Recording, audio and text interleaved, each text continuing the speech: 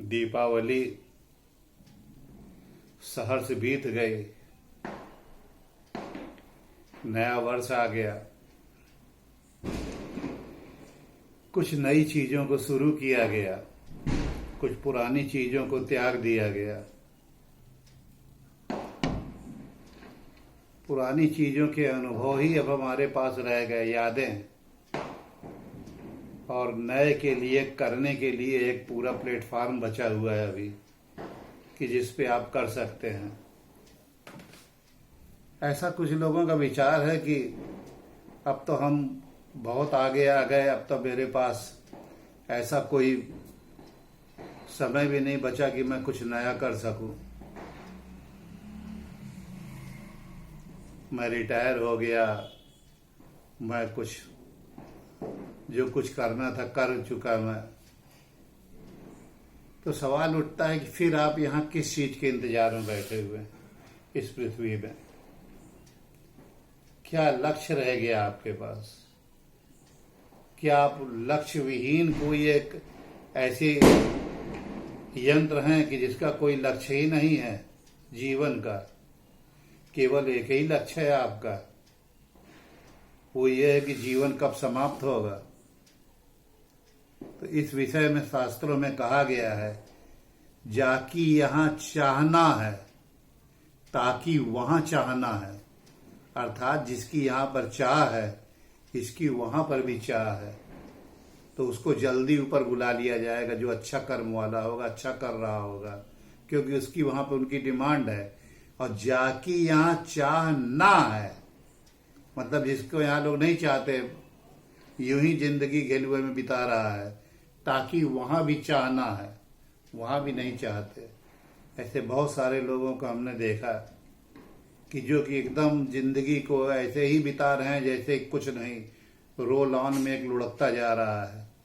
तो जब जीवन में कोई आपके टारगेट ही नहीं है, तो आपकी जिंदगी का कोई भी सिस्टम उसके हिसाब से आगे बढ़ेगा ही नहीं, और फ्रस्ट्रेशन आपके पास हाथ में आएगा। और प्रत्येक फ्रस्ट्रेशन ऐसे नहीं आता, वो अपने साथ शरीर में बहुत सारे हार्मोनों को लेकर के आता है।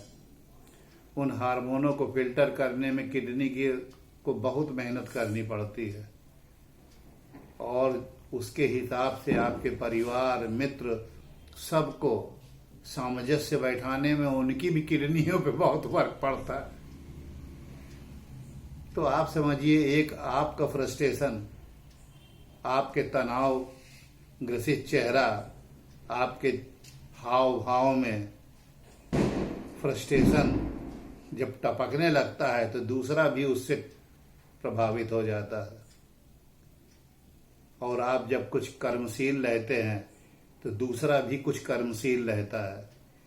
सवाल ये नहीं है कि आप आर्थिक रूप से बहुत मजबूत और संपन्न हो गए हैं, लेकिन क्या ये संभव है कि आपने एक बोरा चीनी रख लिया हो अपने पास स्टॉक में और उसको खा के खत्म कर दें एक दिन के अंदर? नहीं कर सकते। और जिस चीनी का संग्रह आपने करके रखा है, वो आपके बाद उन लोगों के पास पहुंचेगी जिन्होंने उसका संग्रह करना तो दूर है, कितनी मेहनत से आपने एक एक दाना उसका बटोर के रखा है, वो भी नहीं जानते। तो वो उसको दोनों हाथों से उलीचेंगे। इसीलिए आपने देखा होगा, तीसरी और चौथी जनरेशन में आकर के बड़े बड़े एम्पायर नष्ट हो जाते हैं। व्यापार के कारण ये है कि उनको उस संचय का मूल्य नहीं मालूम होता, और उसको कहाँ पे लगाना है ये भी नहीं मालूम होता। तो बहुत बेहतर होगा कि आप कुछ ऐसा विचार करें कि आपके संचय से कुछ लाभ प्राप्त हो समाज का। आज मेरे परम मित्र डॉक्टर सुरेश शर्मा, जो DRDO से बहुत उच्च पद से रिटायर हुए थे, उन्होंने एक आलेख भेजा कि रिटायर के बाद आदमी किन किन चीजों में परिवर्तित हो जाता है।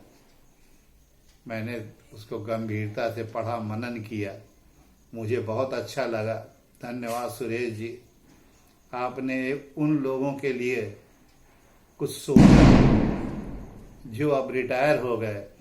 एक ही पल तक वो बहुत ही ज्यादा इम्पोर्टेंट थे, अपने डिपार्टमेंट के सर्व सिरमौर कहलाते थे, और एक ही सेकंड के बाद वो डेट आ गई, सिर का मौर नीचे उतार के रख दिया गया, कोई यूज नहीं रह गया। हो सकता है कि शरीर आपका इस योग्य हो ना रहा हो, लेकिन क्या मन भी एक ही दिन में इतनी तेजी से नीचे गिर सकता है? नहीं गिरता। नतीजा ये होता है कि बहुत फ्रस्ट्रेशन होता है। शुरू में सब लोग झुक झुक के सलाम किया करते थे, अब वो मुंह फेर के चले जाते हैं, सीने पे बहुत धक्का लगता है। तब बाद में पता चलता है कि ये जो सलामी मिलती थी, ये सत्ता की वजह से मिलती थी, जो आपके कलम की सत्ता थी। और जब वो कलम की इंक सूख गई सत्ता की, अब कोई क्यों सलामी करेगा आपको? तो अब आपका कर्तव्य बनता है कि कुछ समाज को दे के जाएं, जो कि आपको, आपकी कीर्ति को आने वाले काल और उज्जवलित करता रहे, और आपके शरीर को जब ये पृथ्वी फिर से आत्मसात कर ले, तो आपका सूक्ष्म शरीर प्रसन्न भाव से ऊपर चला जाए और अपने अपने ही विचारों में जाके समाहित हो जाए, और यहाँ नीचे भी आपको लोग याद करें। ये भी एक विचार है, आजमा के देखिए।